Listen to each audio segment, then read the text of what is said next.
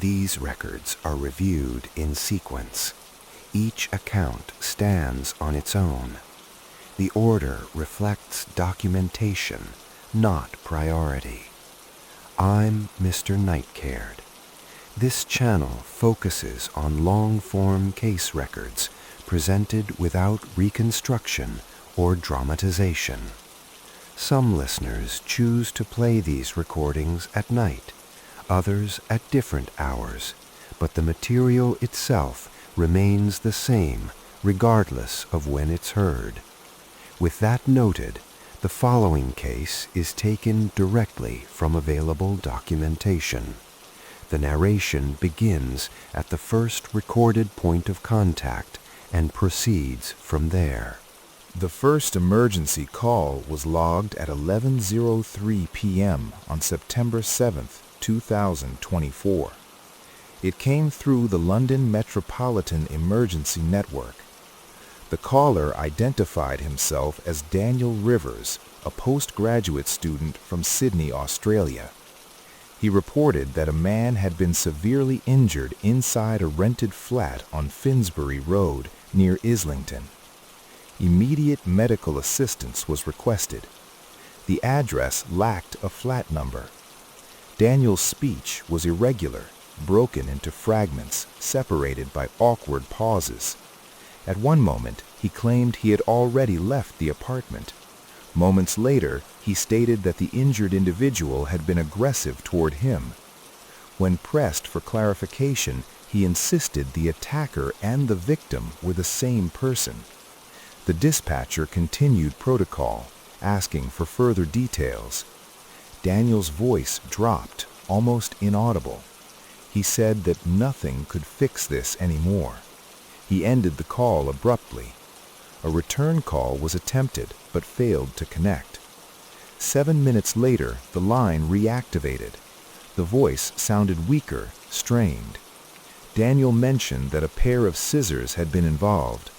When asked if he had sustained injuries, he described minor scratches, nothing serious. Police and paramedics were dispatched immediately. Officers arrived at a 6-story residential building on Finsbury Road. They went door to door confirming tenant records. One flat was lit but remained unanswered. Neighbors identified the resident as a woman from South Korea. Entry was forced. The living area was undisturbed. Furniture was in place, no signs of struggle. The bedroom door was shut. Inside, the lights were off. A body lay on the floor near the corner window. The head rested against drawn curtains. When illuminated, blood staining was visible across the carpet and lower walls, concentrated around the torso. The woman was unresponsive. No defensive movements were evident. She was identified as Han Soo-yeon, age 28. She was enrolled in a linguistics and translation master's program at University College London, less than 2 kilometers from the flat. The post-mortem revealed 2 deep stab wounds to the chest, sufficient to cause fatal blood loss. Initially, these were believed to be the cause of death. Further examination revised that conclusion. Bruising was noted around the neck. Markings suggested prolonged pressure. Investigators concluded that strangulation occurred before the stab wounds. The attack appeared to happen in stages without moving the victim from the bedroom. No forced entry signs were present. Doors and windows were secured. Nothing indicated intrusion. The scissors used in the assault were missing. Investigators assessed that the assailant was likely known to the victim. Han Soo-yeon's mobile phone was not found. Without it, recent communications could not be reviewed. Attention turned to the emergency caller. Daniel Rivers was located at his apartment in a nearby complex, roughly 1.2 miles away. Access was restricted. He opened the door calmly. He did not ask why officers were present. Marks were visible along his forearms. He attributed them to an argument earlier that evening. When questioned further, he stopped responding. A search of his apartment revealed blood-stained clothing inside a laundry basket. A backpack in the kitchen showed similar marks. A handwritten note listed a London-based attorney. Daniel's phone records revealed multiple unanswered calls to his family, followed by calls to a private attorney. All message exchanges with Han Soo-yeon had been deleted. He was arrested without resistance. Forensic analysis confirmed that the blood on clothing and backpack belonged to the victim. Physical evidence linked Han Soo-yeon to Daniel's residence. Daniel offered no explanation and did not dispute the findings. He remained silent. Digital recovery efforts began to reconstruct deleted communications. Daniel Rivers was 27 years old. Born in Sydney, he came from a financially stable family. He studied digital media and sound design, graduating in 2022. Friends described him as reserved, ambitious, increasingly frustrated with career progress. Han Soo-yeon had planned to pursue doctoral research before returning to South Korea to teach. She followed strict routines and limited her social interactions. The two had met during orientation week. The bedroom where she died showed no sign of interruption. The call that brought police to Finsbury Road remained unchanged in official records. Forensic assessment confirmed that Han Soo-yeon remained alive for a brief period following the struggle. Emergency services were notified at 10:45 p.m. on September 7, 2024. The call was placed from a nearby street, not from the apartment. Paramedics arrived at 11:02 p.m. The door had been unlocked from the inside. Daniel met them calmly. He indicated that he had attempted to control the situation. He described the knife incident as accidental. Paramedics entered the apartment. Han Soo-yeon was unresponsive. Her airway was clear. No immediate defensive wounds were noted beyond the facial laceration. Blood was pooled around the area of initial contact. Furniture remained largely undisturbed. The kitchen showed minor splashes consistent with the struggle described. Medical staff confirmed fatal injuries had occurred before arrival. Attempts to resuscitate were unsuccessful. Pronouncement of death followed at 11:20 p.m. Police secured the scene. Officers documented the environment photographically. All surfaces were recorded. The blood pattern suggested single-location struggle. The bedroom floor showed marks consistent with grappling. Knife placement indicated movement during the conflict. Daniel remained in the living room. He did not initiate conversation. Officers asked for a detailed account. He repeated the sequence he had previously described. His demeanor was calm. No emotional display was observed.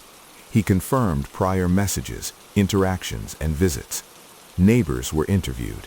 No unusual activity had been reported before September 7th. Noise complaints were absent. Deliveries and visits were consistent with standard routines. No additional witnesses were identified.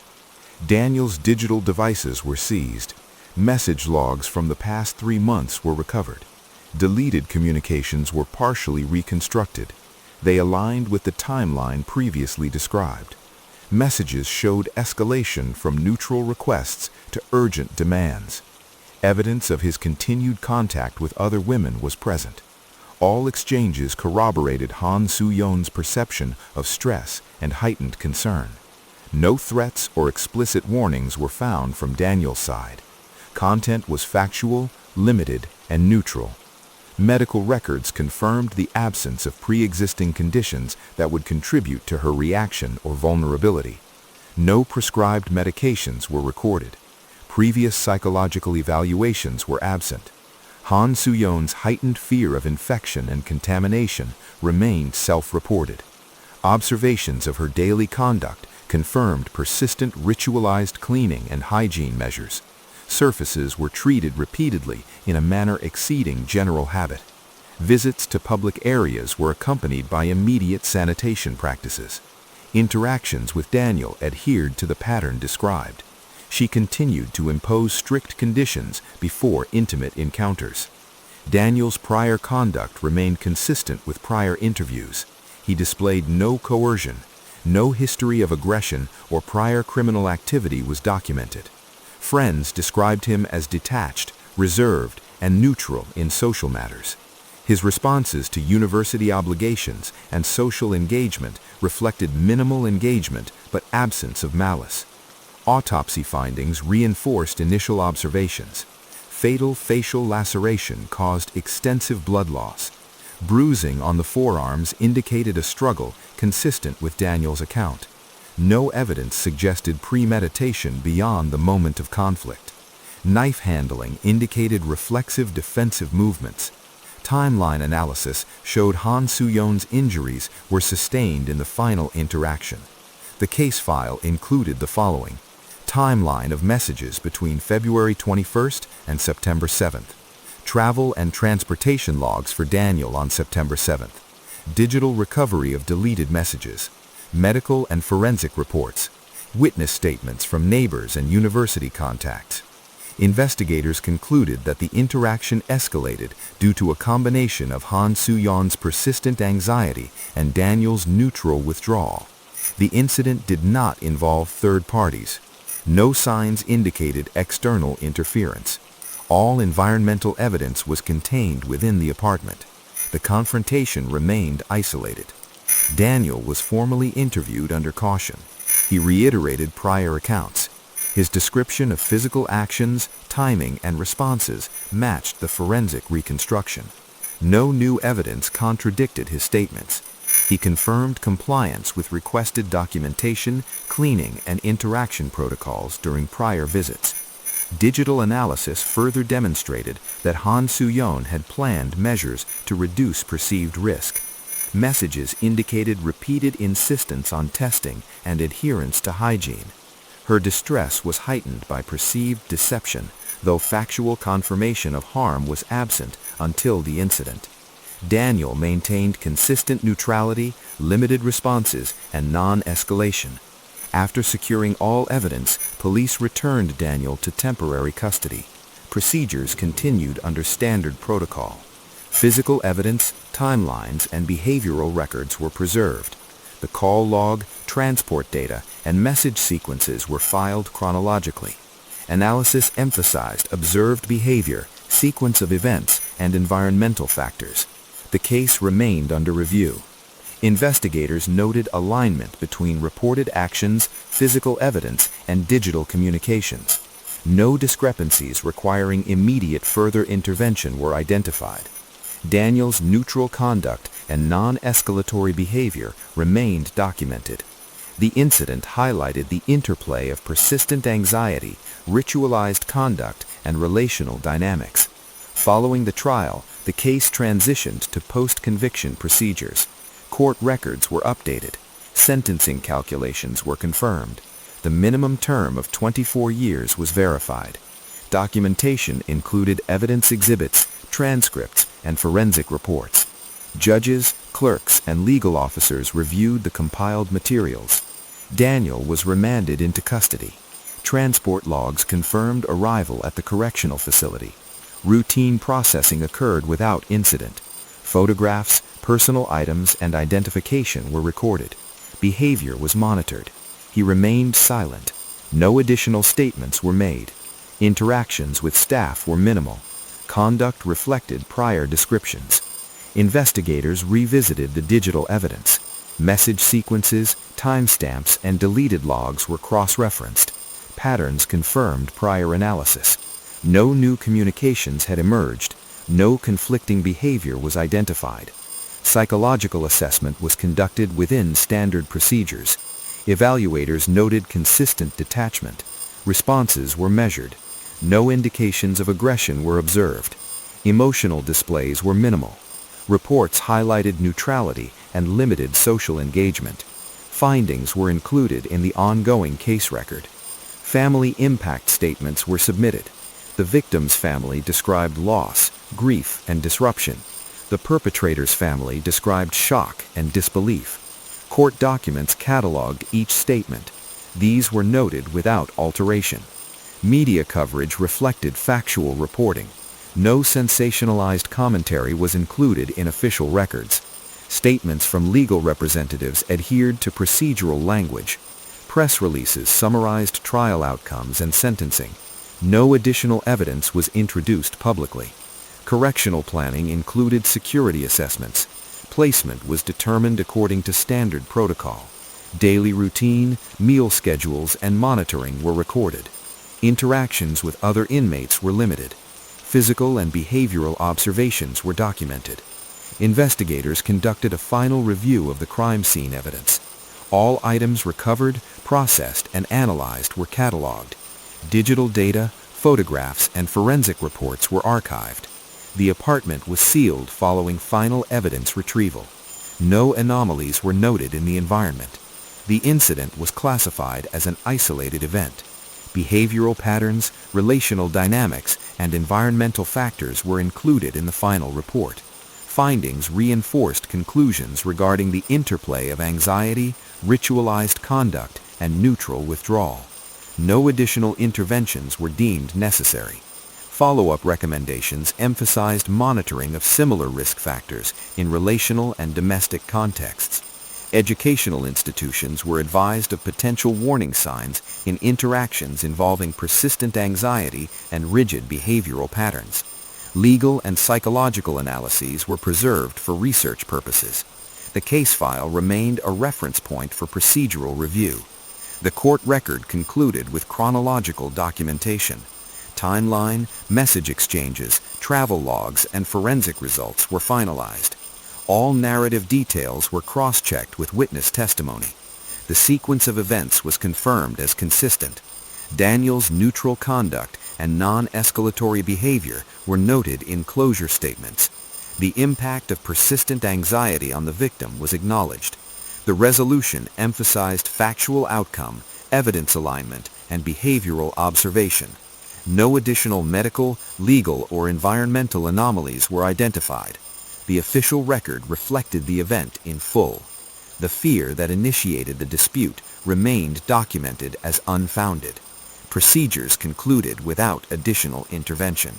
The case transitioned to archival status. At 8 in the evening, early October 2018, a quiet cul-de-sac in Glenwood registered an unusual occurrence. Sound traveled across fences. A man's voice, urgent, repetitive, low but insistent. Neighbors later recalled it as alarming. Several approached the source.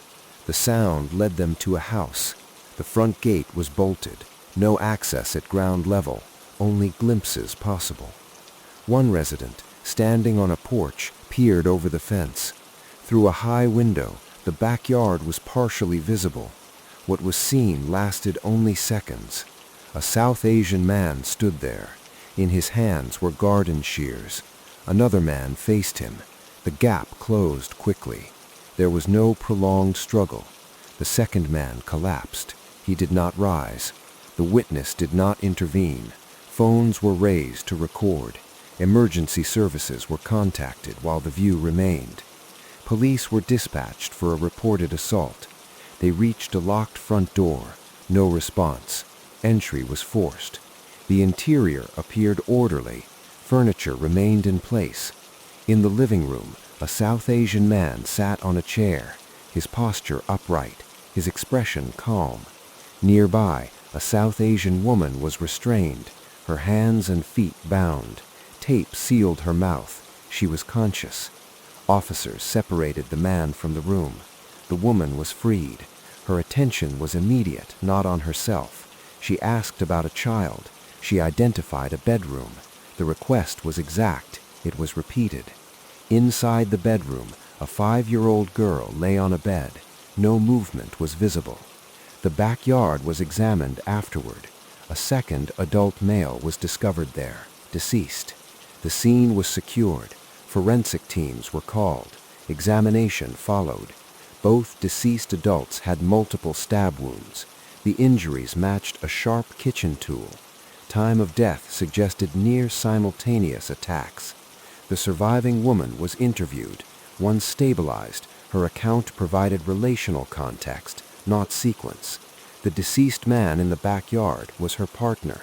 The child in the bedroom was their niece. The man restrained inside was her former colleague. Responsibility was not contested.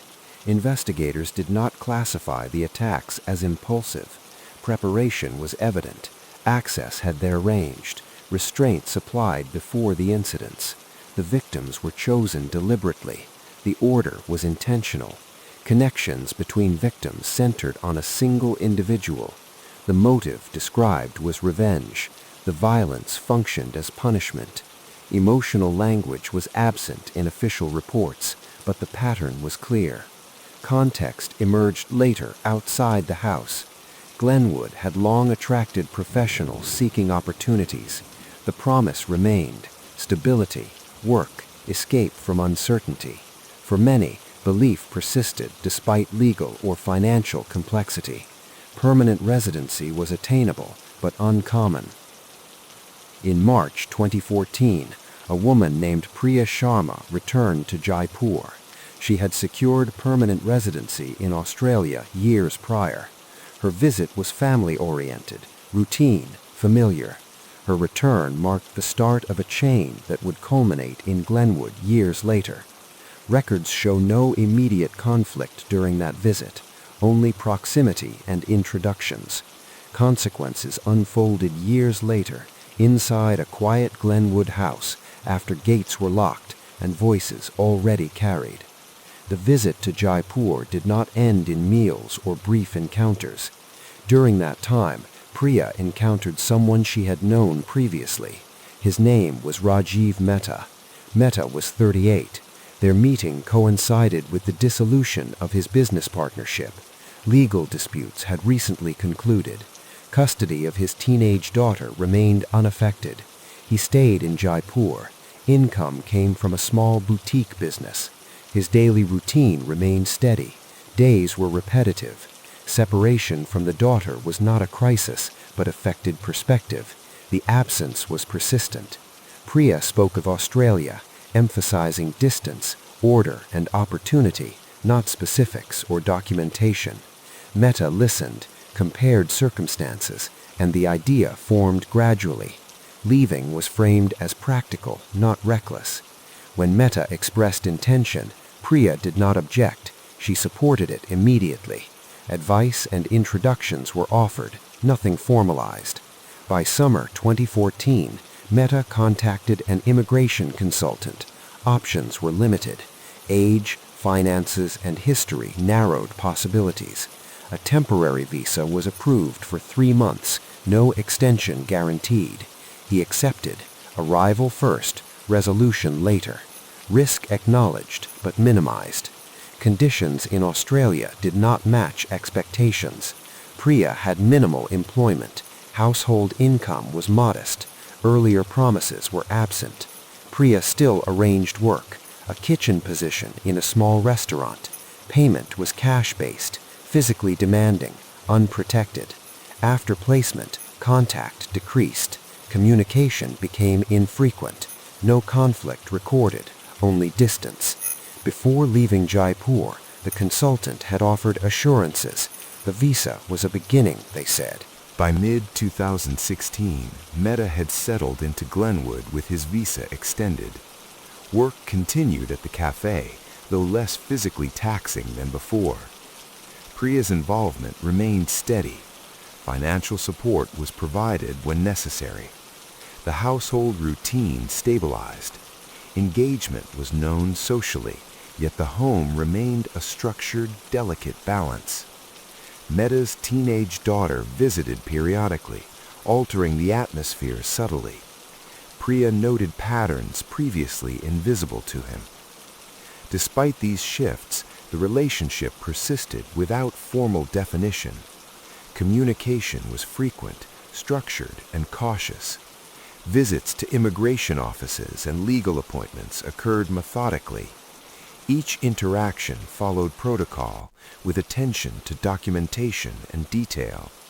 Legal requirements dictated decisions. Separation from her family abroad remained a background concern, shaping daily routines and priorities. Priya adjusted behavior to minimize exposure. Social interaction outside the immediate circle was limited. Meta's presence provided stability, though not full reassurance. Responsibilities, schedules, and obligations overlapped. Priya's work hours were adjusted to meet household needs. Compensation was punctual. Meals were planned efficiently. Private spaces remained orderly. Discussions about the future were sporadic, deliberate, and indirect. Emphasis remained on immediate necessities rather than long-term projection. The relationship functioned with intermittent emotional reinforcement. Observers noted public appearances of normalcy, though private dynamics were intricate. Cultural differences subtly influenced interactions. Priya maintained discretion, attentiveness to etiquette, and care in speech. Meta avoided overt emotional displays. Interaction with the child was measured, cooperative, and consistent. Household routines followed predictable sequences. Minor conflicts were addressed methodically. Authority was implicit, accepted without challenge. Both adapted to unspoken domestic rules. Communication with family abroad was brief, factual, and framed cautiously. Discussion of the daughter's schedule was general, never detailed. Travel plans were assessed with risk mitigation. Legal compliance was prioritized. Uncertainty over visa expiration remained a constant, shaping perception and planning. Each week passed with minimal deviation. Routine governed behavior. The engagement was acknowledged publicly, yet daily life followed a subtle rhythm of obligation and caution. Personal space, time allocation, and attention were carefully balanced. Patterns remained stable. Nothing significant deviated from expected norms. Household responsibilities were shared pragmatically.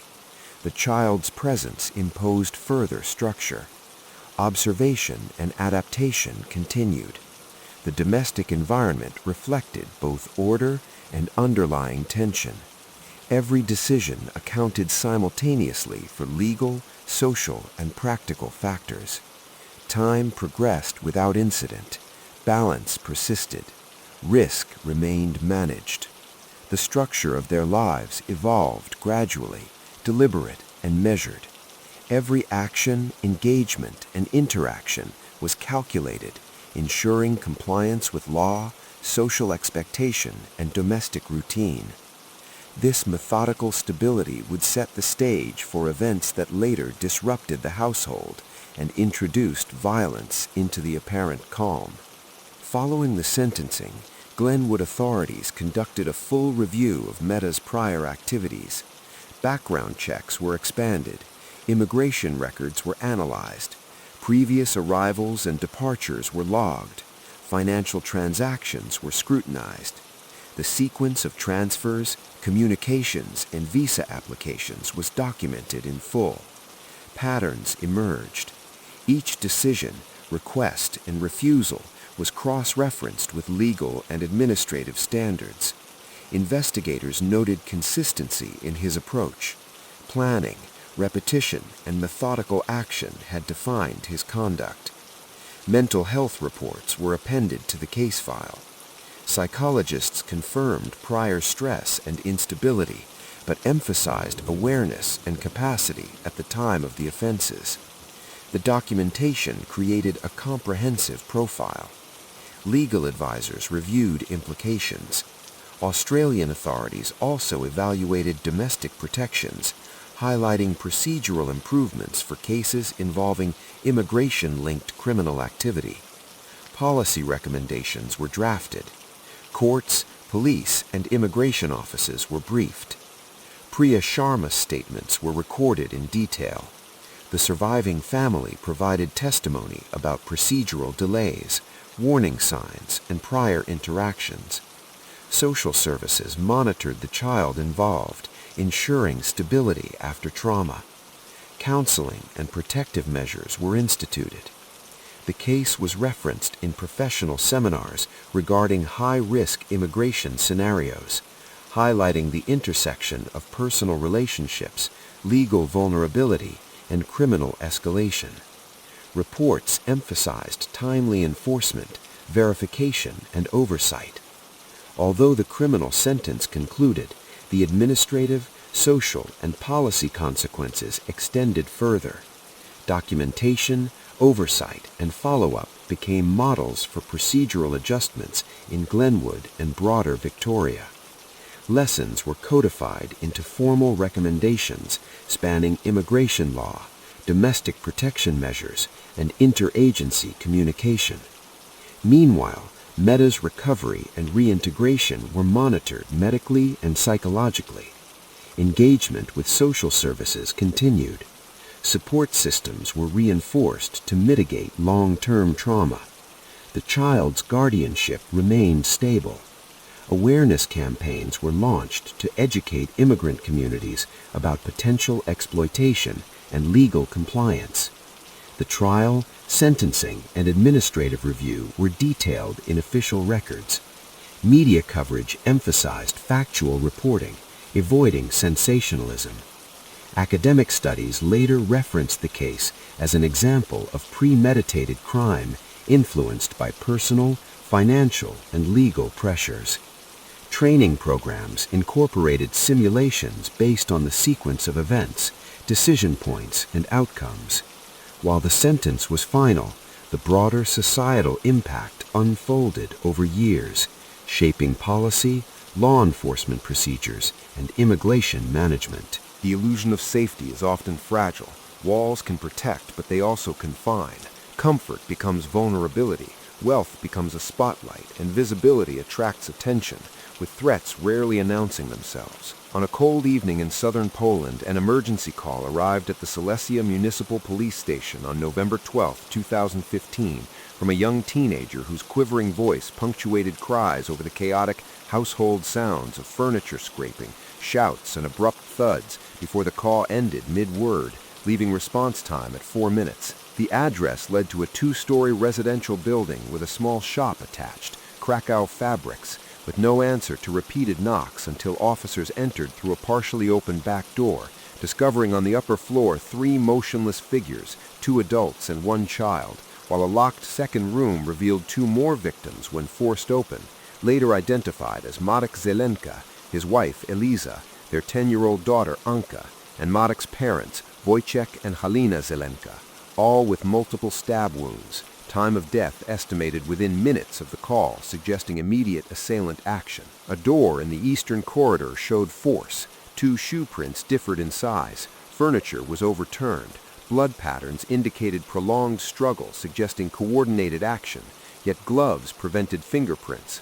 A leather jacket draped over a chair held 3,500 euros, an envelope 800 euros, robbery dismissed, and a blood-stained page from Eliza's notebook implied deliberate manipulation, the methodical precision supporting theory of premeditation. Tomasz was located within hours, offering no resistance, calm and steady in demeanor, admitting small-time electronics trading on Katowice outskirts, occasional transactions with Marek Zelenka, but no disputes, while recounting the evening with memory gaps after drinking with friends. Without physical evidence, he was released, yet forensic review of the Zelenka home, extreme disruption, overturned furniture, blood patterns, faint foreign DNA on a staircase banister, and deliberate placement of Eliza's handprint suggested manipulation, while abandoned money implied hasty flight along narrow trails. A black jacket, torn gloves, a cloth mask recovered less than 2 miles away contained victim blood, and a scrap marked KW 2715, all indicating careful planning with unknown assailants. Attention shifted to Karol Witkowski, known as Karo, and Adam Malek, local men with history of burglaries matching forced entry, knife and pipe usage, victims resisting escalated injuries. Arrests uneventful, with denial of Zelenka involvement, DNA unmatched, while the jacket scrap revealed accounting codes, geography suggested local knowledge. Over 800 residents tested with no match, until Marek Oshinsky's cousin Lena Oshinska's DNA matched, reframing the case to focus on her involvement and network connections. Lena had fled south to Beskidi County, discovered via a forgotten social account from the Zelenka shop, engaged online with investigators. Messages revealed isolation and exhaustion. A meeting was arranged, but she failed to appear until a local funeral home reported her body, autopsy revealing pesticide ingestion, room orderly with half-empty soy milk bottle, hair clippings from a recent haircut confirmed by staff. Timeline indicated possible interaction with Mateusz Ulan, suggesting unresolved circumstances. No criminal history linked the second perpetrator. Tomasz Koch had checked out, room meticulously cleaned. Visibility from window over barbershop highlighted structured control over Lena's final acts. National alert issued. He was located in Bielsko-Biała, and DNA confirmed he was the second perpetrator. Tomasz recounted meeting Lena at an inn, her kitchen assistant, he head chef, their relationship hierarchical, introduction to his girlfriend Kasia Robel, frustration growing, target selected Marek Zelenka, surveillance, hesitation overridden by Lena, entry through workshop window, splitting inside with knives and steel pipe, east bedroom forced open with pipe, west bedroom grandparents attacked, emergency call limiting disruption, minor cash taken, scene manipulated using Lena's bloodied finger on business card, escape routes separated, Lena contacted adoptive father for clothing and money, trust maintained within imbalance. On April 14th they arrived in Cheshin, met Kasia who provided aid. Tomasz purchased 2 bottles of pesticide in Żywiec County, giving one to Lena, framing escape failure contingency. He directed while she followed, control maintained across separate rooms. Lena's haircut for online acquaintance observed by Tomasz. He sent a terse message confirming pesticide. She consumed it. Tomasz traveled to Bydgoszcz, meeting Kasia. Arrest followed. Court recorded statements. 6 lives lost. Tomasz sentenced to death. Kasia prosecuted for concealment. Case concluded with resolution, not repair. Across the Atlantic, in North Wales, Pennsylvania, a similar life of carefully constructed stability concealed danger. Harrison neighborhood, predictable, quiet, families familiar. Ethan Harrison and Clara with adult children. Daniel grew up knowing stability. Ethan, Han from South Korea survived harsh childhood. Military service enabled U.S. arrival. Minimal funds, work and citizenship progression. Marriage and family. Retail cosmetics business. Income stable. Property owned. Exposure remained. January 12, 2010. 3 men in dark clothing entered the garage, restrained Ethan. Upper level silent. Daniel and Anna awakened, hands and feet bound. Basement unlit and cold. Clara rescued the children, signaling to neighbors. Intruders withdrew. Daniel freed himself. Officer Mark Reynolds responded to armed robbery. 7 p.m. to 7 a.m. shift. Transfer from Philadelphia. Firearm ready. Upstairs located Daniel and Anna alive. Directions led to garage. Blood visible before body. Violence limited to threats and minor injuries. Control escalated to lethal force. Investigators cataloged patterns, compiled footage, logs, interviews, composite sketches, partial profiles, minute behavioral traits analyzed. Garage evidence re-examined with DNA, fibers, repeated equipment. Harrison assault part of wider operational network. Digital footprints and contacts mapped. Division of labor hypothesized. Pre-positioned vehicles, mobile coordination, methodical, premeditated. Cases concluded. Courts delivered verdicts. Perpetrators confined. Families mourned. Trust exploited. Lesson clear. Threat often comes from within. Procedural vigilance required. Story ended, but warning endured. Story 4. 2 families, each seemingly ordinary, living parallel lives in the suburbs of Toronto. Both parents had pursued higher education. One father, Julian Hartman, had earned a scholarship to a prestigious university before relocating to Canada. The other, Marcus Liu, remained in academia, completing his doctoral research quietly. earning subtle respect from colleagues. Each household appeared stable. Spouses worked full-time. Children attended local schools. There were no prior reports that attracted official attention. The first disturbance was recorded late in the year. Just before midnight on December 12, 2020, the Toronto Police non-emergency line received a call. The caller lived in a mid-rise apartment complex in North York. They reported hearing loud banging against walls, crying children, and a woman repeatedly calling for help. Officers were dispatched immediately. The building, a modern residential complex favored by families and young professionals, was quiet upon their arrival. Residents were predominantly new immigrants. Officers spoke with the caller. No specific apartment could be traced to the sounds. All doors remained closed. After roughly 25 minutes, police withdrew, logging only the initial complaint. 3 days later, the police received another call, this one peculiar in its silence. The caller was a property manager. They reported receiving a text message from a colleague in the real estate business. The message read simply, "Something happened last week. I couldn't control it. She's gone." It made no mention of authorities or a direct request for help, but implied a serious crime. Police were provided with an apartment number on the 7th floor of the same building. Attempts to contact the resident yielded no response. Given the content of the message, investigators were authorized to enter. Inside, the scene reflected extended violence. Furniture was overturned.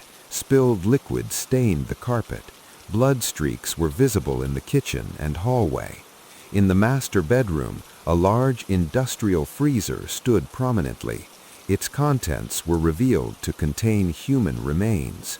The victim was later identified as Emilia Nowak, 32, originally from Poland. The post-mortem confirmed multiple blunt force injuries as the cause of death. The suspect, her husband, Julian Hartman, had already departed the country with their 2 children. Forensic examination found his fingerprints on multiple surfaces, including the freezer lid, and DNA traces were recovered from the victim's fingernails, confirming his involvement. No evidence suggested the presence of a third party. By the time investigators connected the message to the scene, the suspect had traveled internationally. Julian and the children were now in Warsaw, Poland. With no extradition agreement between Canada and Poland, authorities faced a dead end in enforcement, leaving only diplomatic channels as a potential path forward. A formal request was sent to Polish authorities, including all evidence collected and highlighting concerns for the children's welfare. Julian Hartman had departed before any legal measures could be enforced. On December 15th, a response arrived. Polish authorities reported that upon arrival in Warsaw, Julian did not attempt to hide. He went directly to his parents' residence, leaving the 2 children in their care. There, he confessed to what he had done. Shortly afterward, he presented himself at a local police station. The children remained with their grandparents under supervision. Meanwhile, investigators in Canada focused on reconstructing events. Friends, colleagues, and acquaintances of the family were contacted. Emilia Nowak had originally from Krakow. After moving to Toronto, she worked in early childhood education and ran a small online business selling imported goods. Everyone described her as cooperative, approachable, and dependable. Many mentioned her cooking, though such details were informal and not recorded officially. No prior complaints or reports of domestic disturbances existed. Julian Hartman, 34 at the time of the killing, was also originally from Krakow. During his school years, he was recognized as academically gifted, attending a selective high school. Some acquaintances claimed he had been fast-tracked into a top European university, but verification proved inconclusive. In 2012, at age 25, Julian moved to Canada as an international student. He enrolled at Toronto University, completing his program 3 years later. He returned briefly to Poland, securing a senior managerial role in a family-owned business. In 2017, Julian resigned and relocated with his family to Toronto. He purchased a condominium in North York for slightly under $650,000 CAD. The property later became the scene of the crime. From 2018 onward, he worked in real estate while simultaneously managing investments in a small restaurant business in Poland, necessitating frequent travel. At the time of Emilia's death, the couple had 2 sons, one aged 6, the other 4. People who knew Julian described him as restrained, polite, and conflict-averse. He often spoke of his family in quiet repetition, rarely showing outward emotion. Observers noted that Emilia occasionally collected him from work. They left together, sometimes seen shopping or attending events. No witness recalled any public arguments. The evidence assembled clearly outlined events, who was present, who left, and what occurred, but did not explain the sudden escalation. Only in hindsight did recollections shift. Minor details once overlooked, raised voices, small withdrawals, subtle changes in mood were reconsidered. No one foresaw violence. Behind Julian's professional exterior, another record existed. While still living in Poland, he had been diagnosed with schizophrenia. Treatment had been prescribed, including medication, though the onset of the illness was not fully understood. Medical literature notes multiple contributing factors: genetic vulnerability, environmental stress, and personal pressure. No formal assessment linked his condition to his marriage. Accounts from acquaintances reflected contrasting temperaments. Emilia was assertive and direct, willing to argue when necessary. Julian was reserved and avoidant, withdrawing from disputes rather than escalating them. These observations were retrospective and did not constitute any complaint while the couple lived together. After relocating to Canada, Julian underwent further psychiatric evaluation, and records suggested periods of medication discontinuation, though details were sparse. The family's outward life appeared orderly, functional, and stable, a facade that remained until the tragic events forced it to collapse. Julian Hartman had followed medical advice, but over time he discontinued his prescribed medication.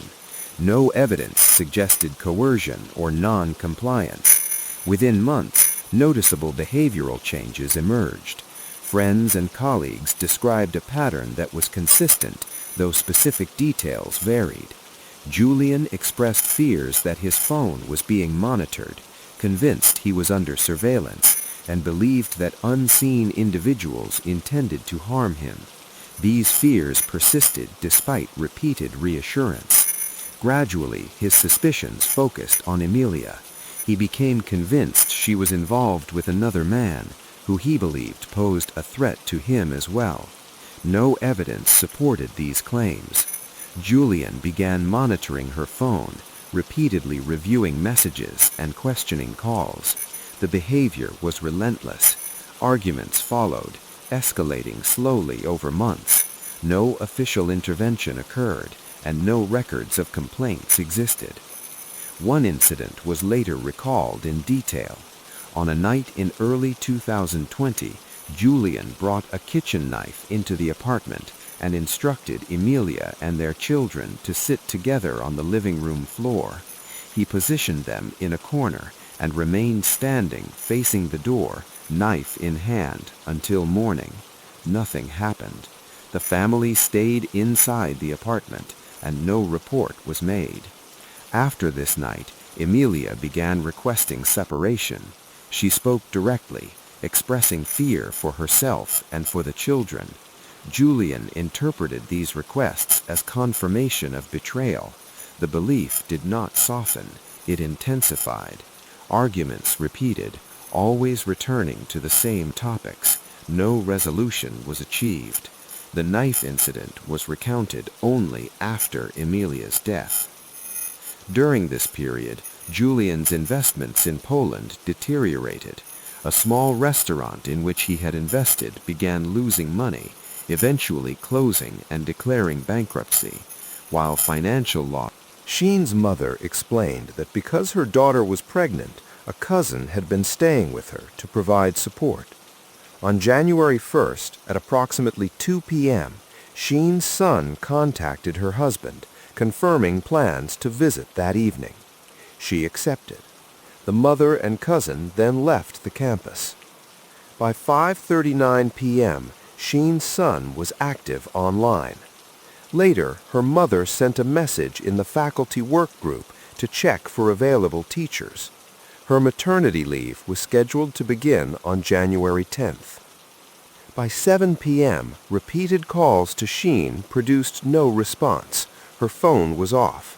According to prior arrangements, her husband was expected to arrive that evening. When questioned, he denied traveling to Shinla on January 1st, claiming he remained in Dingjia all night. He stated he only arrived in Shinla at 11 a.m. the following day and discovered the body. Police reviewed surveillance footage from the faculty dormitory. Timestamps did not immediately contradict his account. Cameras recorded presence but not intent. The file remained open. Footage from January 1st showed no trace of him entering the dormitory. His presence was only recorded the following morning in the hallway leading to his wife's room. The alignment with his statement did not settle the matter. 9 seconds later, he ran back out and sought help. 9 seconds. The interval was measured repeatedly. In that brief span, the door had to be opened, the room entered, the body observed, and death understood, then withdrawal. There was no pause, no visible hesitation. He did not move further inside. Investigators noted the absence of instinctive behavior. There was no attempt to approach the body, no effort to check for signs of life. The speed suggested prior knowledge. Cameras recorded movement, not reaction. Police expanded the inquiry. They examined Sheen's son's personal and professional connections. Her social circle was limited.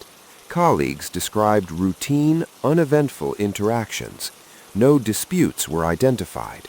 There were no reports of extramarital relationships, no financial conflicts, no known threats. Nothing pointed outward. As other possibilities collapsed, attention narrowed. The remaining explanation was proximal, domestic. On January 3rd, Jawa was asked to return to the station. Questioning remained calm and controlled. Investigators presented inconsistencies. They waited. He confessed that the account he had initially given was structured and complete, but intentionally vague. On the evening of January 1st, around 7 p.m., he carried out a plan formed long in advance to enter the faculty dormitory without drawing attention. He had disguised himself, wearing a woman's down jacket and high-heeled shoes. He passed through the entrance unnoticed. Inside, he hesitated, describing a pause before entering his wife's room. He removed the jacket and placed it on the bed. An argument followed, voices raised. At some point, Sheen's son threw a fruit knife toward him, not as an attack, but it became the weapon. He picked it up from the jacket on the bed. Gloves he had prepared in advance were donned before he moved closer. He covered her mouth and nose. The knife was used repeatedly. She had no time to call out. When movement stopped, he remained in the room, adjusting the scene.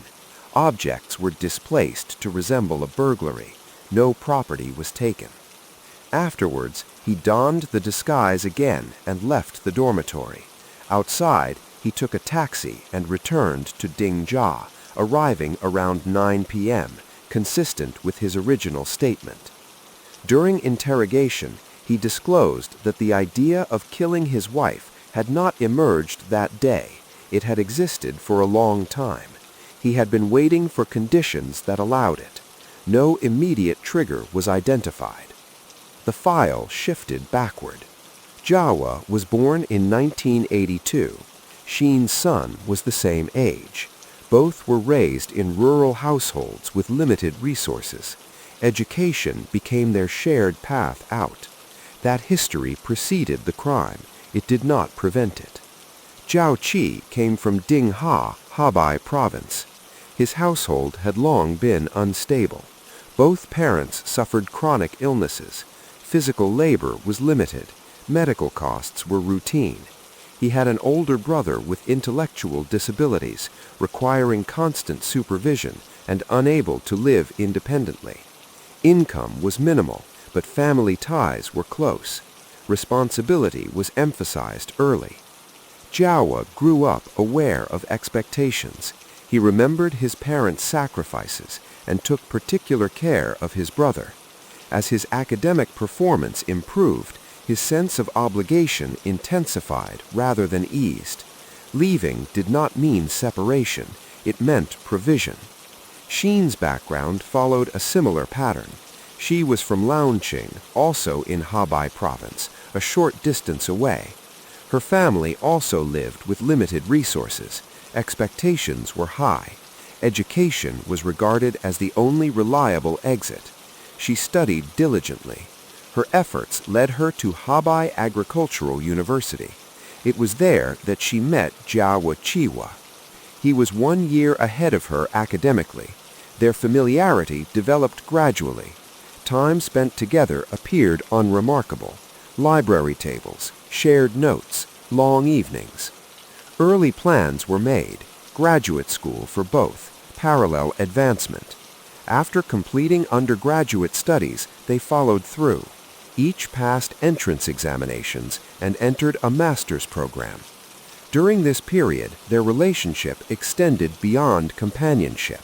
They collaborated academically, worked in the same laboratories, and published together. In 2007, when Jiawa Chiwa completed his master's thesis, he formally acknowledged Sheen's son by name, noting her direct involvement in experimental analyses. The language emphasized effort, not affection. That same year, 2008, Sheen's son completed her own master's degree and reciprocated in her acknowledgments. These documents, written years before the crime, remained as evidence of their early collaboration and mutual respect. After graduation, their paths diverged geographically. Jiawa remained at Hebei Agricultural University as a lecturer while continuing doctoral studies. Sheen's son accepted a lecturer role at the Oriental Academy of Fine Arts in Shinla City. The distance between Shinla and Baoding made daily commuting impractical. The marriage entered a long separation phase. Contact continued, but living arrangements did not. When her parents later spoke of the marriage, their reservations surfaced. Jiawa was described as unremarkable in appearance, shorter than average, dark-skinned, not physically imposing. Their larger concern was practical. His family included a dependent adult sibling requiring lifelong care. The implication was clear. Marriage would extend responsibility beyond the couple. Financial and emotional obligations would follow. They understood the cost, but at the time the decision had already been made. No objections were filed. No intervention was attempted. The marriage proceeded. The distance persisted, yet their parents asked directly if she wished to continue. She said she did. She described a bond built over years, familiar rather than passionate. Ending it felt impossible.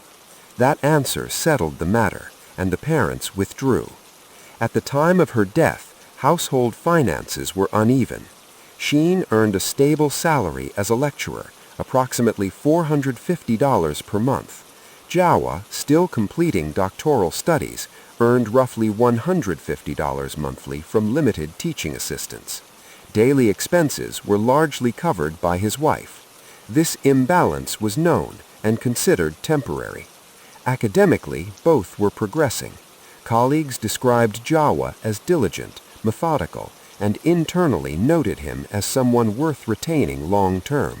Sheen's evaluations were similarly positive. She was recognized as an outstanding teacher. From the outside, their prospects appeared aligned.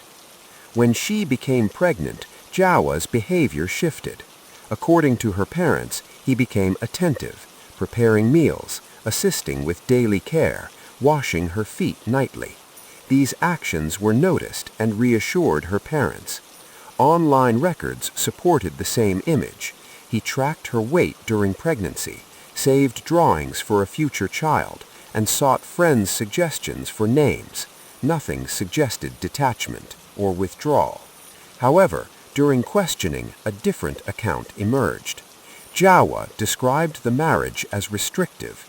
He characterized his wife as forceful and stated he felt diminished.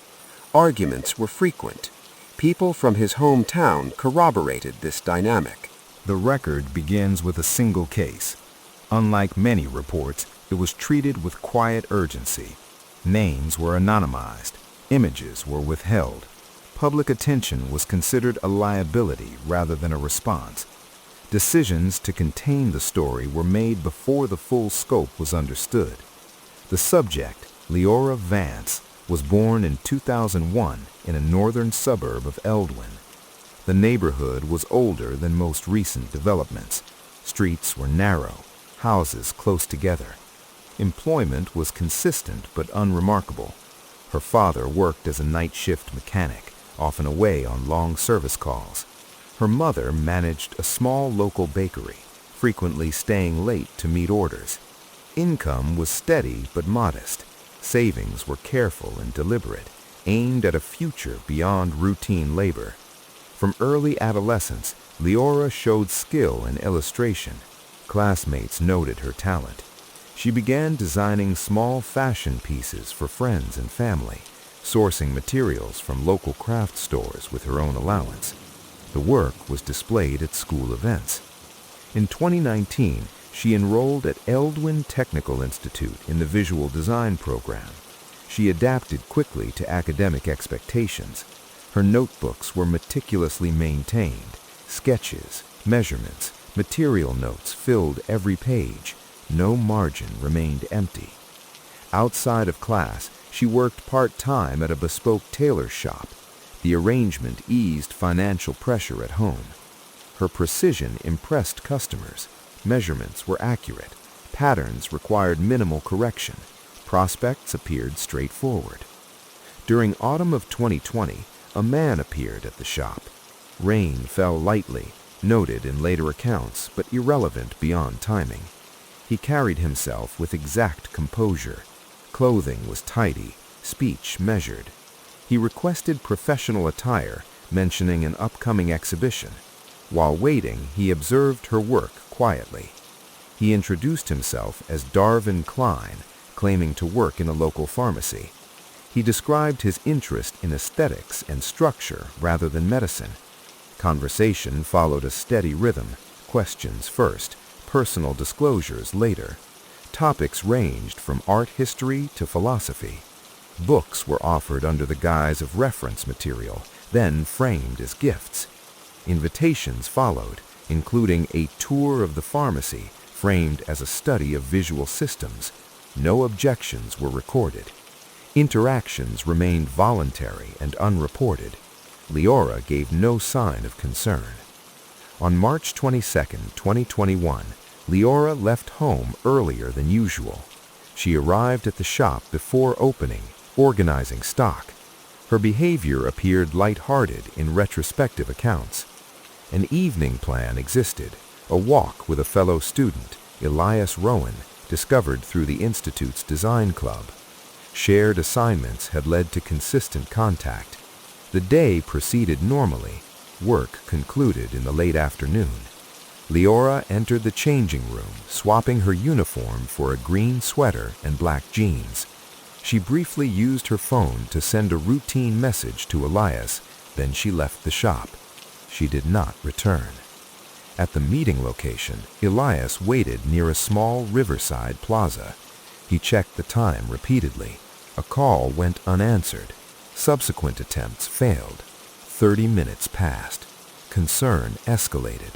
He contacted her family, then friends. No one had seen her after leaving the shop. The police were notified immediately. Investigators began with a reconstruction of her usual routes. Security cameras along her path revealed her walking beside the man she had met at the tailor shop. They entered the Ashwood apartment complex together. She was not seen leaving. Officers visited the building. The manager confirmed their presence, recalling the elevator doors closing behind them. The man was identified as Darvin Klein. Phone calls went unanswered. A forced entry request was submitted and approved the following morning. When officers entered, movement was faint but audible. Repeated announcements went unheeded. The door finally gave way. A strong metallic odor greeted them. On the floor, a figure lay motionless. Officers entered the apartment unit with caution. Movement was faintly audible from within. Air carried a sharp metallic scent. The interior was in disorder. Waste bags filled corners, and miscellaneous objects were stacked without apparent logic. Stains were visible on multiple surfaces, varying in age. No attempt at cleanup was evident. A man lay on the floor, a small cut visible on his forearm. The wound appeared self-inflicted, recent. He was breathing, but weak.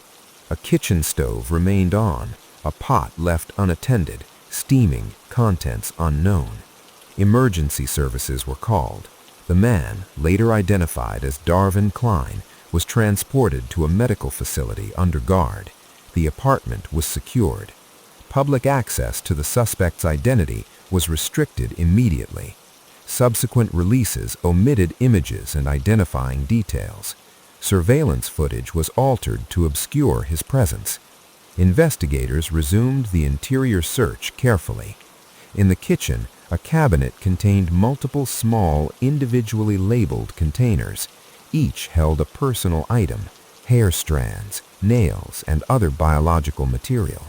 Numbers were handwritten on each. Patterns indicated deliberate organization rather than haphazard disposal. Additional items, some larger, were discovered in other rooms. Incompletion. Outside the apartment, search operations expanded to nearby streets and trash disposal points. Over the following days, items matching those found in the apartment were recovered in multiple locations. Disposal appeared methodical, with intervals short and precise. Digital records and timestamps indicated planning. Investigators concluded that Leora had entered voluntarily but had resisted advances. Violence followed immediately after. What remained unclear was the degree of post-incident activity. Sorting, numbering, and other actions performed by the suspect served no practical purpose in concealment.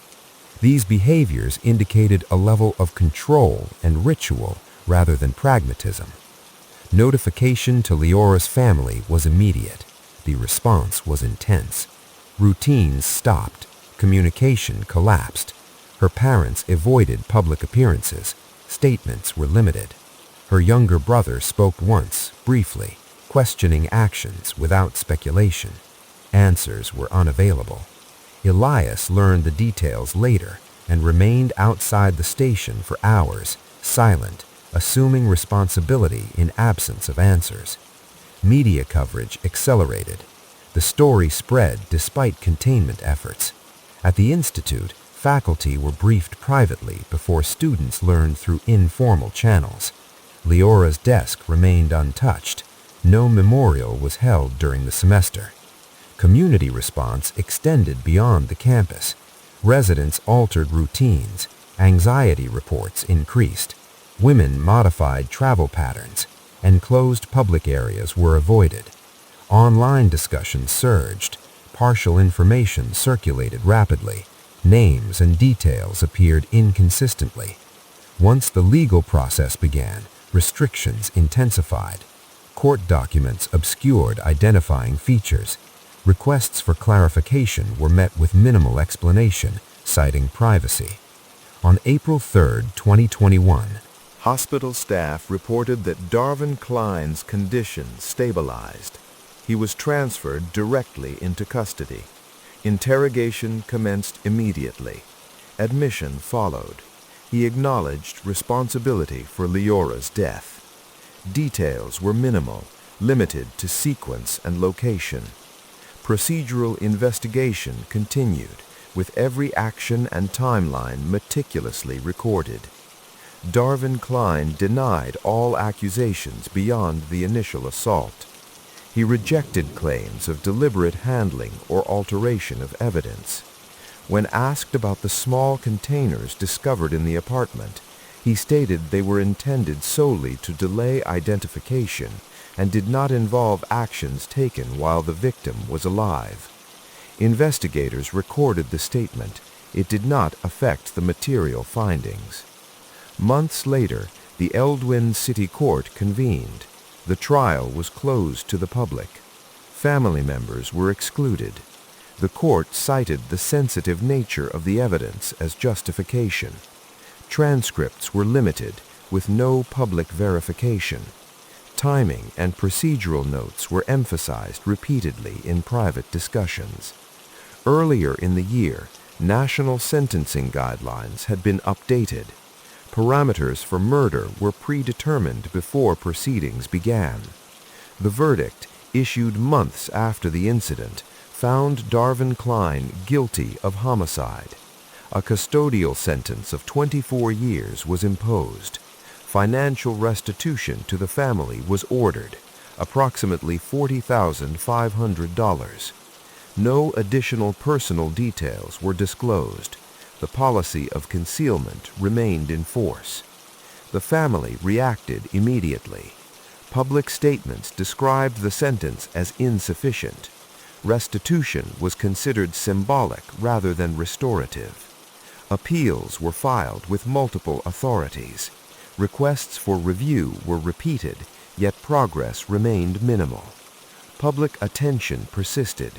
Online discussion continued despite restrictions. Conversations shifted from the crime itself to the legal and procedural framework surrounding it. Unanswered questions emerged: why the sentence was fixed, why the suspect's identity remained shielded, and why official information was scarce. No formal clarification was issued. Archiving of online material occurred automatically. Attempts to remove content were often too late. Independent users began compiling fragments, cached pages, posts, and media that had briefly existed before moderation. Distribution was informal and decentralized. A social media account was linked to Darvin Klein, removed shortly afterward. Copies persisted. Personal details circulated before oversight could intervene. Records indicated he was born in 1992 in Eldwin. His upbringing was affluent, education private and uninterrupted. He completed medical training, earning a doctoral degree. Professional reputation remained intact. Colleagues described him as competent, precise, and controlled. Social interactions were formal, with occasional withdrawal noted during work hours. These behaviors had not been documented prior to the case. Law enforcement continued parallel reviews of digital records. Phone logs revealed repeated contact with a private clinic in the weeks leading up to the incident. Frequency exceeded routine consultation. Investigators verified the visits, initially facing procedural resistance due to confidentiality. Cooperation followed after context was provided. Psychological records confirmed prior treatment, though diagnoses were not publicly released and were excluded from sentencing. The trial concluded, but uncertainty lingered.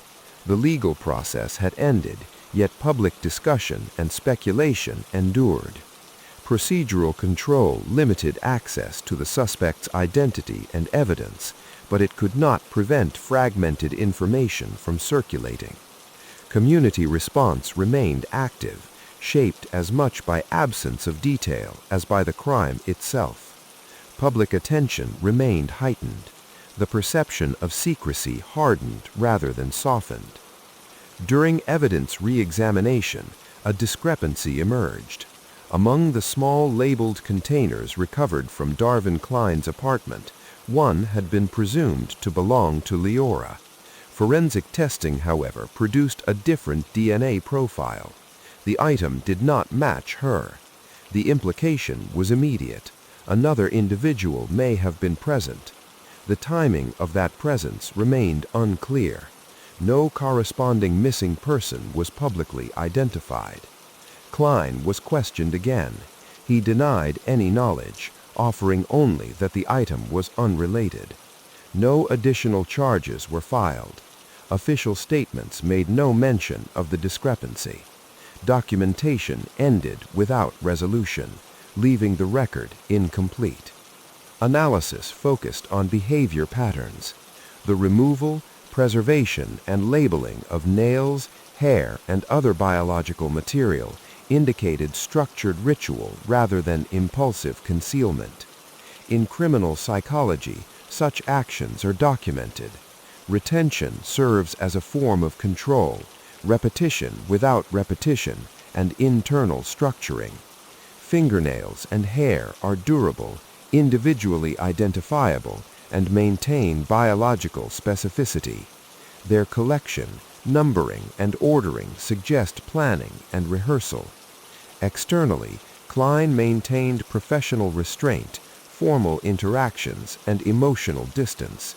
Colleagues noted absence rather than volatility. Academic achievements, credentials, and routine behavior contrasted sharply with actions in private. Such contradictions are consistent with individuals who redirect dominance inward when social control is imposed externally. The crime space becomes compensatory. Victims are reduced to units that can be ordered, archived, and revisited. Repeated avoidance of consequences reinforces internal thresholds. Escalation may follow. The case file did not include formal conclusions regarding potential serial behavior. Court proceedings addressed a single homicide. Behavioral analysis, however, suggested patterns beyond a singular act. The narrative then expanded comparatively. Similar misjudgments had occurred elsewhere. In 2007, a case in rural Shandong province demonstrated analogic structural patterns. A senior academic, Zhao Lun, engaged in acts of violence despite external achievement and social standing. His early life was marked by scarcity and familial illness. Access to higher education required effort without institutional support. He advanced through mentorship and recommendation rather than examination. Overseas study followed, accompanied by family relocation. Routine narrowed to language acquisition and research. Social interaction was minimal. Upon return to China, Zhao pursued research in plant genetics, achieving formal recognition and administrative authority. Domestic life, however, became unstable. The trajectory illustrated that external success, academic, professional, or social, was no guarantee of restraint. Both cases highlighted a structural misjudgment. Achievement and outward stability can coexist with hidden compulsive behaviors. In Leora's case, as in Zhao's, unresolved questions remained. Additional presence in the crime scene, internal structuring of evidence, and the absence of full transparency left behavioral understanding incomplete. The record closes with tension, not resolution. Investigation extended beyond the immediate crime to examine the broader context of Darvin Klein's private life. Attention centered on household arrangements and interpersonal dynamics. Klein lived alone in the months prior to the incident, but records indicated ongoing contact with a live-in caretaker, Mariella Hain. The arrangement was functional rather than ceremonial. Hain, 10 years younger, had relocated from a rural region to provide daily oversight of the household. Tasks included meal preparation, cleaning, and basic maintenance. Evidence suggested Klein monitored her activity closely, structuring routines to align with personal preferences. In 2019 and 2020, their interactions were consistent and unremarkable externally. Documentation included schedules, minor correspondence, and photographic logs of domestic upkeep. Observers described Hain as attentive, methodical, and compliant. Klein's own engagement was minimal, focused on control of the environment rather than personal interaction. In late 2020, additional domestic shifts were noted. Hain was formally registered as an employee at a local community arts center, transitioning her from household duties to institutional affiliation.